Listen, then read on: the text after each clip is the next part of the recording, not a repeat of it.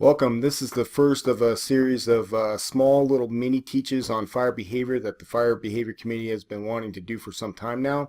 And our intent is to try to send out these small packages with every 2-month training send out to just kind of keep all the concepts that we've already discussed as a department in the back of your mind, as well as maybe introduce some newer concepts at a smaller level that we haven't brought out in some of our department trainings. What I used for this first send out was a fire that occurred back in 2012. I was on this fire, and what occurred after the fact from this fire allowed us to ask a lot of critical questions about how we truly operate on fire scenes, and more importantly, what is our understanding of fire dynamics. Around this time, this is when UL and NIST and ATF had started doing more advanced research and studies into fire behavior here in the United States.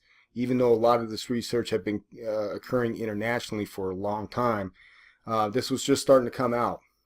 And so we had some folks looking into this. And then we also, shortly after this fire, created our Fire Behavior Committee. And this fire was actually used as a case study review during our very first department training related to fire behavior. And so I thought it'd be a good idea to use this same fire to kind of go back and recap. And basically from the standpoint of like, this is where we started, now look at where we're at today. Because it's really not that long ago. And when I reviewed this AAR, it was interesting to me personally, just seeing our thought process back in 2012 and where we are today. And I think we've advanced light years ahead of where we were. So what we'll do is we'll go look at this fire. I'll basically start off by just showing you what we had upon arrival. And at that point, we're going to pause it. And from there, I'll share with you my opinion of how we'd probably approach this today, what our thought process would be, and what the end resulting tactics would come about from that thought. And then after that, I'll prompt you to pause it, have a discussion with your crew, and then you can get back into it, and I'll show you what occurred on this incident back in 2012 in conjunction with the way, based off of our understanding, our thought process back then. So this fire occurred in 2012 off of Taft Hill, just right across the street from the King Soopers in that location. Upon arrival, this is pretty much what we had. And you can even see in this picture here, the firefighter over here setting up the attack line. And really, take a look at the conditions. I think one option, somebody could arrive on scene and think that the fire is just strictly in the attic, and it would take a 360 to really kind of give you better information on what's going on. But we see kind of more smoke kind of pushing out of the soffits. Even in this picture here, we can see some smoke and some smoke staining coming out of a window, so that gives us an indicator that it could be at least on the first floor. Don't have signs of a basement in this picture, but it also could, we still don't know if there's possibly a fire in the basement extending to the first and possibly into the attic. The smoke conditions aren't terrible, right? The density is pretty low. The color is light. It's hard to tell from a still picture, but it looks like it's not super pressurized or anything like that. And so I think upon arrival, and especially in conjunction with a 360, we can look at this and say this is a vent limited fire. You can see that this is the window on the delta side, close to the alpha corner. We see light smoke coming from it, and we can tell that it's been hot for a while, right? We see smoke staining and charring occurring around the window. I will tell you that everything was sealed up in this house with the exception of one window on the Bravo side closer to the Charlie corner, and I'll show you that in a later photo. So this house was pretty well sealed up, and like I said, from doing a 360, I think I'm very confident that within our department we would see this, look at the ventilation profile, maybe see that that one window's open, but understand that this is a vent limited fire. Now keep in mind, even though like when we look at vent limited fires, and this is a concept that we covered about 3 years ago when we looked at ventilation principles, right?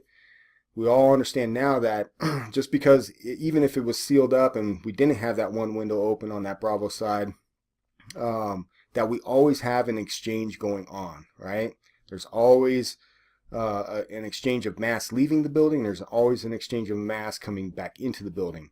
So anytime we see smoke coming from a house or any type of box, then we know that a mass is leaving and we got another set of mass coming in. And that's an important concept to understand, especially with vent limited fires.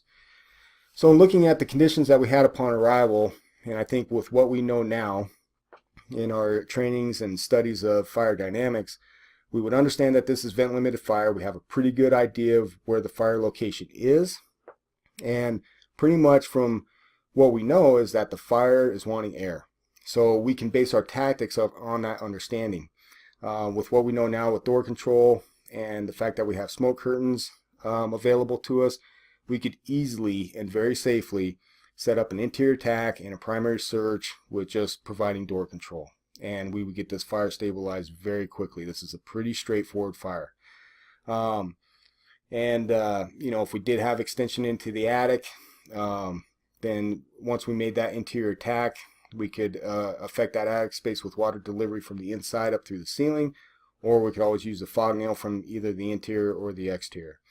As far as like tactical ventilation, what we know now with vent limited fires is that we do not want to perform tactical ventilation until we have water on the fire. And so with this type of situation, I think what would be ideal, at least in my thought process, I'm a big fan of hydraulic vent just because it requires less coordination, less equipment, less resources. As the crew makes entry, finds the seat of the fire, hits it, and knows that they have fire control, they have a tool in their hand, the nozzle, that can perform hydraulic ventilation. They can open up a window, communicate that point that they're going to vent it from to make sure nobody from the exterior is affected, and begin that very quickly. UL just released their study findings on air entrapment based off of hose streams and patterns, and what they found is that even with a hand line at a certain distance away from the opening from the interior performing hydraulic ventilation, we can basically have 15,000 CFMs of air movement, which is a massive amount. And it's more than what our tactical ventilation fans can actually produce. So it's very effective. And again, anytime we look at ventilation, we have to look at the whole picture, right? What else is needed on the scene? How many resources are going to be necessary to perform that? And how much coordination and communication is required with that? But like I said, opinions are going to vary on that. So like I said, overall, very straightforward fire in just looking at the initial conditions on scene. Again, one thing that we want you to do is go ahead and pause the video at this point, have a discussion with your crew. Captain, share with them your thought process on just seeing this still photo. I know it's hard from a still photo, you know, to kind of get the whole picture, but tell them what your thought processes are in seeing this. Find out what they're thinking from looking at this, and then kind of come together with, you know, crew expectations and an understanding of how everybody's thinking. And then pause that real quick, have that discussion, and come back and I'll follow up with what occurred on this incident. All right, so hopefully you guys had a good discussion on how we would approach this today. Now I'll walk you through what occurred on this fire. So like I said, this is what we had upon arrival. The initial arriving IC did a good job of understanding, without saying it, that we basically had vent limited conditions. They knew that if we, you know, basically this thing had the potential to take off at any given point. Now again, back in 2012, our approach with what, you know, we knew of as far as vent limited conditions or situations with nasty smoke conditions, things like that, was we wanted to ventilate it first. So counterintuitive to what we know now, right? The way we understand it now is that if we have vent limited conditions is to keep it vent limited, perform anti-ventilation, get water on the fire, then we can tactically ventilate. But it was backwards back then. Situations like this, the priority was to vent and let that stuff release, even let it light off, because then at that point, that was our way of controlling it, okay? And then we went in for an interior attack. And you're going to see that that thought process kind of drove a lot of the tactics that occurred on the scene. So the BC got on scene fairly quick, and with those reported conditions, he even established that plan of that, saying no one make entry, the priority is going to be to ventilate this, and then we'll go inside for an interior attack. So like I said, that's the Delta side window. This is the Bravo side of the structure, and this was probably taken later on in the incident because you can see that the smoke color and conditions are different than what we saw from the Alpha side. There was a window over here that was actually open, and you actually can see a pretty good column of smoke coming out from that area. We had smoke staining from this window, and then we also had smoke coming out of the attic. Now, we just had a class on attic fires, right? And we discussed how smoke can be deceiving to us when it's in an attic space. And so we see smoke coming out of this gable end vent. And again, sometimes our natural tendency is to believe that we have fire in the attic space, and that occurred on this fire. So much so that even after we had fire control, we had operations over here on this Bravo side, pulling ceiling, cutting holes into the attic space, looking for fire extension. And that was not the case. There was no fire in the attic upon arrival. The only fire that was brought into the attic was brought in by us due to our tactical ventilation. A vertical vent was performed on this house, and after the fact, the only charring that occurred in the attic was the charring right around the hole that was made in the ceiling from the interior room, and charring around the hole that was made in the roof right above that. So no fire in the attic, but you can see that, I mean, this was a fairly long residential building, and we had smoke clear on that Bravo end. But again, it's a big, long, open space. If smoke gets in there, it's going to get everywhere. This was at a stage in the incident where a lot of resources were on scene. You can see we have 2 attack lines in the front yard, firefighter at the door ready to go, fan in place, and lots of resources. You can see that the front door is cracked, allowing some ventilation in there. The one thing that we had on this call that kind of drove at least the decision for primary search was the fact that we had a electronic wheelchair out in the front yard, as well as some medical oxygen bottles laying right next to it. We did not have good intel from neighbors saying that anybody was home or anybody wasn't, and so we were at that point of a high-risk situation where we had to assume that somebody was inside. The initial plan was, I was on Tower 1, we were the first arriving truck company, we were given the assignment of ventilation, and Ladder 5, the second arriving truck company, was given the assignment to go all inside for primary search. That was the plan from the BC. That plan got deviated by us on the ground due to the fact that we didn't know that we had anybody inside. Our crew decided to split. We sent 2 to the roof, so the officer and another firefighter went to the roof to perform vertical vent. Myself and another firefighter went inside to perform primary search. Excuse me. I was given the instructions to get in there, get as much of a primary as we could get done before the vertical vent. They would let us know when the vertical vent was in place and ready, call us out, and then open up the roof. And so that was our plan. That was one of the critical things that occurred with this fire, is that it was a deviation from what the battalion chief, that level 2 IC, had put in place. And so when that occurred, that created some confusion on the scene. But even looking at these conditions that we have in this picture here, the door is cracked open and we have pretty light smoke coming out of that door opening. Still light smoke kind of coming out of the soffits. So even performing an interior attack at this point would be very safe, right? Control the door. Even if we didn't have a smoke curtain, we have plenty of personnel on scene. Somebody could provide door control, get the attack line in there. They don't have to go far. And we could get this thing stabilized very quickly. Next picture is just kind of a little bit more progressed smoke conditions. This is right before the other 2 folks from my from Tower 1 were going to go to the roof, and I was getting ready to go in for a primary search. This picture right here is shortly after myself and my partner went in for the primary. You can see that smoke conditions have changed a little bit, and I'm guessing that this door had been open for some time now, allowing air to allow that fire to get bigger, and we see a change in the smoke conditions. Actually, when we made entry, that was another point or a mistake that I made.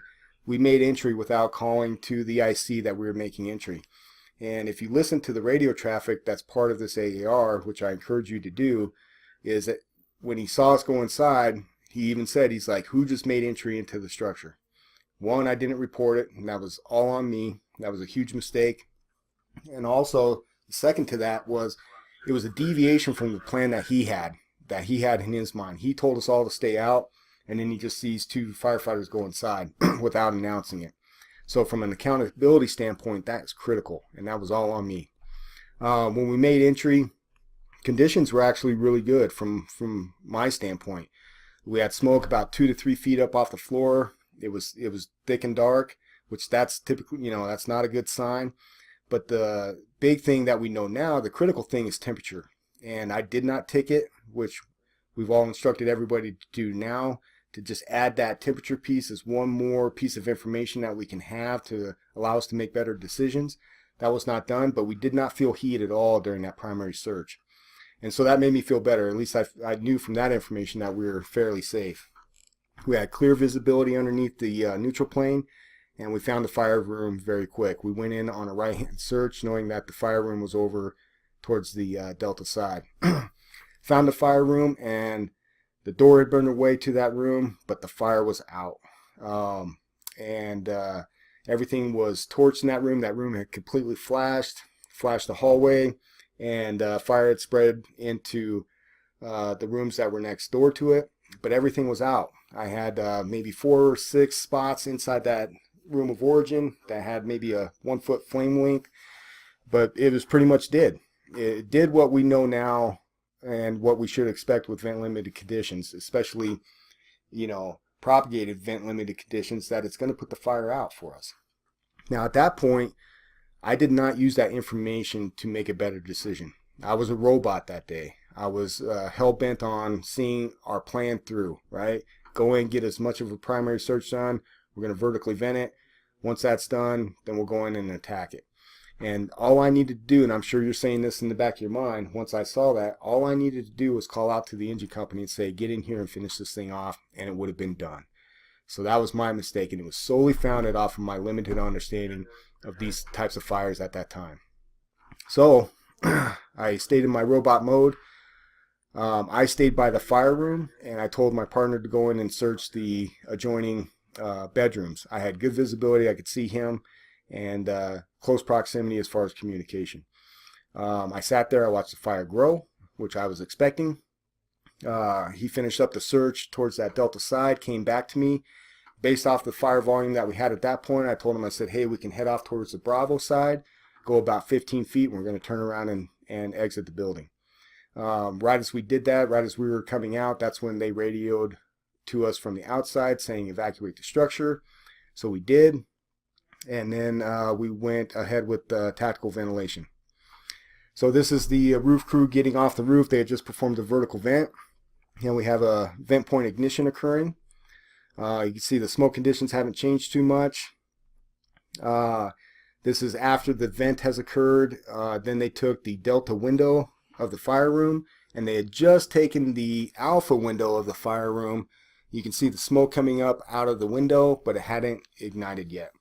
Right before these two windows were taken, a fan was placed at the front door for a PPA attack as well. This is as the fire propagated and the venting from the Alpha window auto-ignited, and just some more pictures of the aftermath of the tactical ventilation. And then this is a still photo of what it looked like after fire suppression from the interior occurred. So this is a video of from the outside from the BC rig of the vertical vent.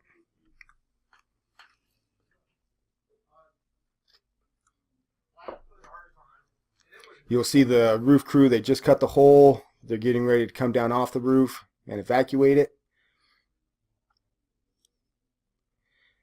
Shortly next, you're going to see the window taken on the Delta side, and then that venting auto-ignite.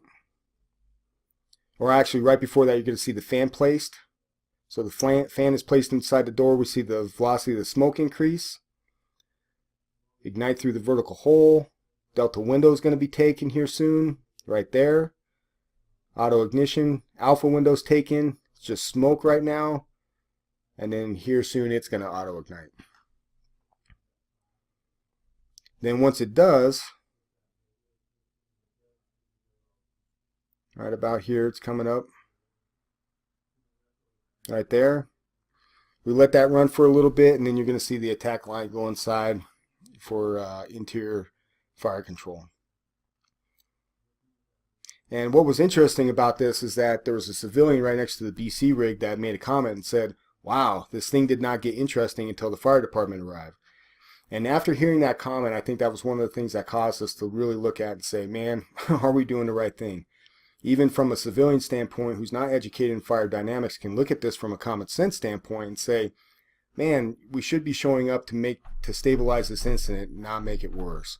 And so that was one of the things that we looked at, especially from that comment, to say, man, should we look at this in a different way? Are we missing some pieces?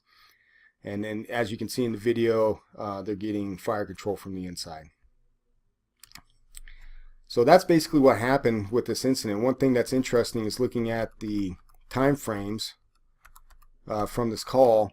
The first arriving engine was on scene at 1928, and fire control was not achieved until 1950. And so I think that's roughly a little over 20-minute time difference there. And looking at our thought process and the resulting tactics back in 2012 versus now, I think we could easily, depending on how fast we could collect our information, having folks that are really efficient at deploying and charging an attack line, getting inside with anti-ventilation and door control, we could probably easily get fire control within 5 minutes. So, like I said, it's always easier looking back in hindsight. But that's good. It's just like we talked about in our attic fire class, our ability to go back and analyze our actions is limited off of our education and understanding.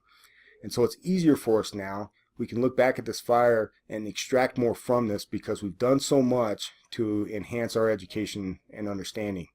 Another thing that's interesting about this fire, and I think it's important to look at this in whether you're watching videos on YouTube or just looking at buildings when you're pre-planning them, and placing a fire in a certain portion of the building, is look at the layout, right? So if we know what's open, right, any openings that are occurring, and that's part of our ventilation assessment, and ventilation profile assessment, right? So what's open, is it good, is it bad, right? Where's the fire located, and where do we think we want to make entry? We can predict what we should see as far as a flow path, right? So in this house, the way it's laid out with a ranch, and it did have a 2-story on the back side, right? But this ranch was pretty big, okay? And with the fire location clear over here on the delta side and us making entry here, we can pretty much look at this as basically a horizontal box, right? A single-story horizontal box. And so if we know everything else is sealed up, with the exception of that window on the Bravo side, if we open the front door, we should expect a bidirectional flow, right? Just based off of the layout, where our openings are, and where the fire is located. If we open that door and we get something different, whether it be a unidirectional intake or a unidirectional exhaust, that gives us an indicator based off of what we were expecting that something is different. We missed something. Do we have wind? Is wind affecting this? Do I have another opening? Or possibly is the fire located in a different area than I was thinking? So there's so much that we can extract from this. As far as looking at this in hindsight, like I said, we've come so far from our understanding from 2012 till now. That's why I really wanted to revisit this fire, to really kind of champion everything that we've done and how far we've progressed, taking a fire that really kind of took control of us. Now in our current age, with what we know, we could really kind of take control of this situation instead of it taking control of us. I highly recommend that you go in and review this after action review on your own, or as with your crew. And we can't get into the stuff enough. We need to read more, we need to study more, and we need to apply what we're learning and reading to our thought processes and tactical decision making on scene. We'll keep sending this stuff out. We're always here as a resource to you. So if you ever have any questions after you review this, hit myself up or anybody else on the fire behavior committee. We're here to assist you. Thank you so much.